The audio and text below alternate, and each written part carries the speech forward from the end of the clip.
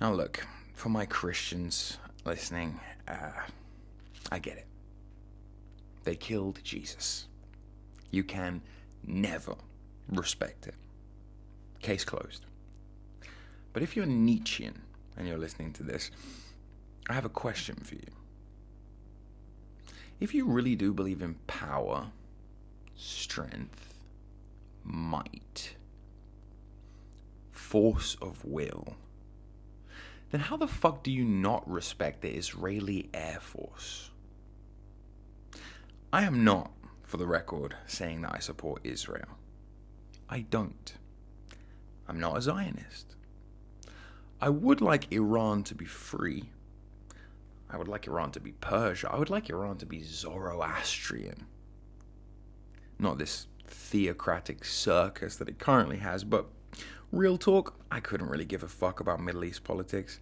Every time Israel takes a pot shot at a mullah or an ayatollah, it's like a little mini short-term W, like the enemy of my enemy and all that, but that's what sets me apart, I think. I think I'm one of the few people in these circles willing to have an honest conversation on this topic. I'll just blatantly admit that I would rather live in Israel than in Iran. Not a lot of people in these circles are willing to say that. Now, of course, many of you will know this already. Many of you may not. I'm Jewish. I didn't know this until about 5 years ago. And actually finding out that I was Jewish was crazy news to me. I always knew I had distant Jewish ancestry, like Jewish relatives. But finding out that I was actually a Jewish person and finding out on the internet from 15-year-old chuds from Arkansas it was something of a shock to me. But yeah, no, it's true. I am 1/8 Ashkenazi Jewish. My mum is Roman Catholic. My dad is Church of England. My mum's parents are Roman Catholic. My dad's parents are Church of England. But one of my dad's 4 grandparents, one of my 8 great-grandparents was Jewish. And therefore, of course, I am Jewish. I didn't know this, you see.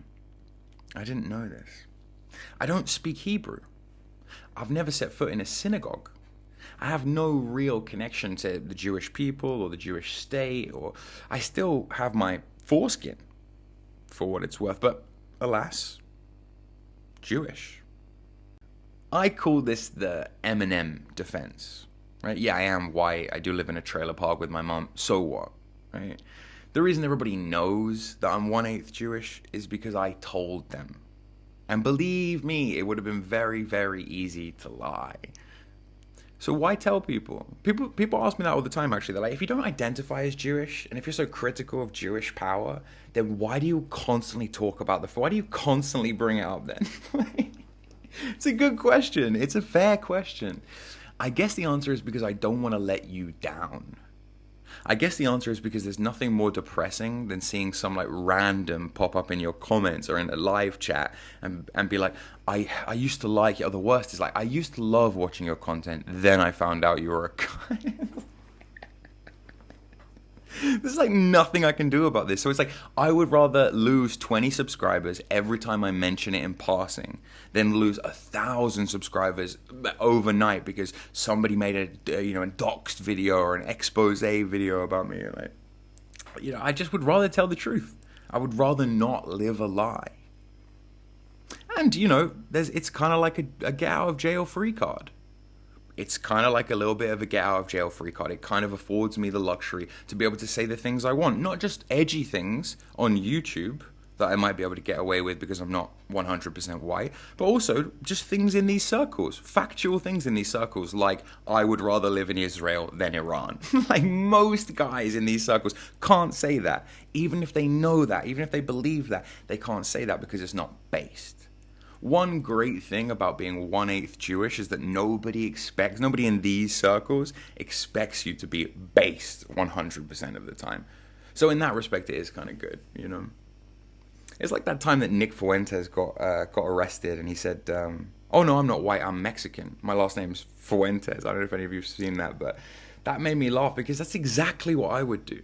I would definitely play up my Jewishness if I got arrested. Like, I'm not gonna be trying to be based and be mean mugging for my mugshot. I guess people on the internet don't get it, right? It's ironic because I'm the one who mentioned it. I told you. But people still think that I'm hiding something. People still think that I'm more Jewish than I say I am. Or if people say like, oh, you must be at least half. It's like, no, dude, why would anyone lie about this? Like, such a crazy thing. And you know what's even wilder? Over the past few years, no joke, multiple white nationalists have come to me in private, quietly, to confess that they are, in fact, actually Jewish themselves, or partly Jewish themselves. Many of them have majority Ashkenazi ancestry. I swear to God, some of the most vitriolic, foaming at the mouth, Heil Hitler 1488 types, secretly wearing yarmulkes in private, have full-blown Jewish family trees. It's surreal.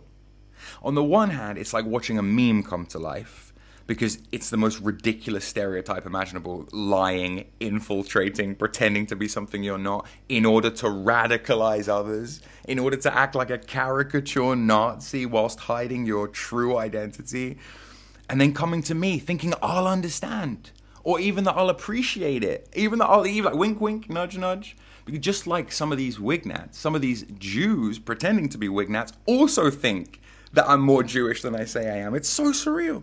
It's so fucking surreal. They think I'll appreciate the deception. I don't, for the record.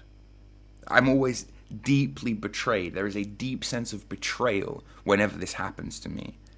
Because I've always been upfront about who I am. I have Jewish ancestors, distant Jewish ancestors. They weren't bankers. They weren't Bolsheviks.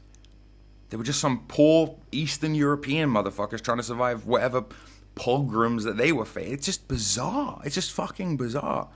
And these guys whose great-grandparents, by the way, might have actually been bankers and Bolsheviks, they come to me thinking that I'm going to help them hide their, like, dirty little secret, like I'm part of their little secret Jewish club. It's amazing.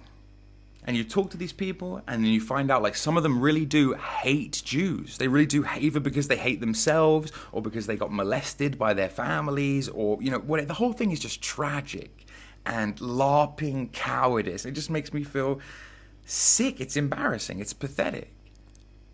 They think that everybody is living a double life like them. The reason I say what I am at the end of the day is so nobody can use it against me. Or so that if somebody does use it against me, at least I know they're using it against me because I let them. And the punchline is I get so much crap for being Jewish. I don't mind it, right? It's like what Nick Fuentes says, actually. You can't be like, oh no, I'm white, I'm fucking white, because then you can't get mad on the internet. You're just giving people ammunition. But it's just funny to me that a lot of the shit that I get for being Jewish, a lot of it actually comes from these people hiding in plain sight, pretending to be something that they're not. It's crazy. I haven't trusted anonymous people on the internet for a very, very long time, and I suggest that you don't either. That's kind of point A. But point B is that, you know, a lot of you miss the real takes on Israel. A lot of you have a very kind of like based Christian view where it's like, well, we've been at war with the Jews for all time. It's been since Babylon. It's a spiritual war. Forgetting that Jews were just living in shithole ghettos 300 years ago in Europe. Because you don't know anything about 1666 and Jacob Frank and the rise of Sabbatean Frankism, because you don't know anything about the subversion of Judaism and how it was made into what it is today over the last 3 centuries, as Jewish people rose to prominence on the world stage, you lose track of perspective and you don't really see what's happening. You get bogged down in the minutiae and the daily bullshit of like ADL, AIPAC, Hope Not Hate, all of which is a smokescreen from the actual issue of Israel. There is a huge fucking problem with Israel, and it's not just that your tax dollars are funding it. It's not just that American tax dollars have been funding it for the last 50 years, that it would fall apart without American taxpayer money, or that before America it was British taxpayer money propping the whole thing up. That's not the real problem with Israel. Even the fact that, and you can make a very good argument for this, the fact that they're waging a genocidal, ethnocidal war on the Palestinians, even for me, that is not the fucking problem with Israel. The problem with Israel is that it's not like any other modern nation state. It's a metaphysical project. It's a religious project. Okay. According to the Hebrew calendar, the Messiah has to come by the year 6000. We are not in 2025 in the Hebrew calendar. In the Hebrew calendar, we are currently in the year 5785. That gives about 215 years for the messianic, apocalyptic, batshit prophecies of Judaism to come true. Which they won't. And when they don't, when their Messiah doesn't arrive, they are going to have to invent him. They are going to have to make him up. When you have a nuclear state running like a ticking clock on a divine countdown timer, that's the biggest recipe for global disaster ever seen. The Jews have written a script in which they are the protagonists. And with the foundation of Israel, they are pushing the timeline. They are running out the clock to the year 6000. And you want to know the biggest joke of all? The Messiah already came. The Jewish Messiah already came. You have to understand that messianism isn't passive. It's not like it is in other religions where, oh yeah, sure, there's a prophecy, but we kind of leave that in the background for day-to-day politics to take it to run its course. It is not a bunch of rabbis watching the stars and kind of awaiting for their savior in the way that Christians might. It is active and it is militant. It is a clock that demands conclusions. The closer that we tick towards the year 6000, the more pressure there is to make this happen. Because when the Jewish Messiah does not show up, the entire metaphysical scaffolding of their religion collapses. Thousands of years of Talmudic engineering, of eschatological fiction, goes down the shitter. What's the solution? Well, either they admit that their entire religion since the beginning of recorded history has been a cope, unlikely, or they manufacture the prophecy coming true. The prophecy is the end of the fucking world, BTW. And that's where things get really dangerous. You've got a nuclear-armed ethno-state with a religious class, with a Brahmin priest class running it, sitting on top of a doomsday device. You've got settlers who literally believe they are chosen instruments of divine fulfillment. Militarized rabbis quoting out of the book of Ezekiel to bless F-35 fighter jets. If you think ISIS was nuts, this is incomprehensible horror compared to the shit show that is going to come out of the Middle East over the next 200 years. Mark my words. It's not a security issue so much as it is an ontological threat to the existence of humanity. And I want to be clear, it's not just Israel. Christian Zionists are to blame for this bullshit too, with the importing red heifer cows from, as if you guys can make this shit happen quicker. Try not to think of this as quirky theology. Try and think of this as the logical endpoint of religious supremacy and religious exceptionalism now fused with modern nuclear warfare. when you bring that kind of energy onto the world stage, it's not good.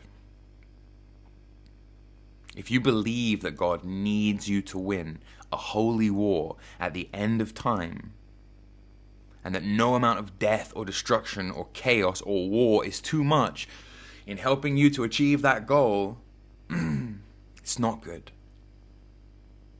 When the Messiah doesn't come, they will build him out of bullets. That's the real problem with Israel. You can go back to talking about Hitler now or whatever.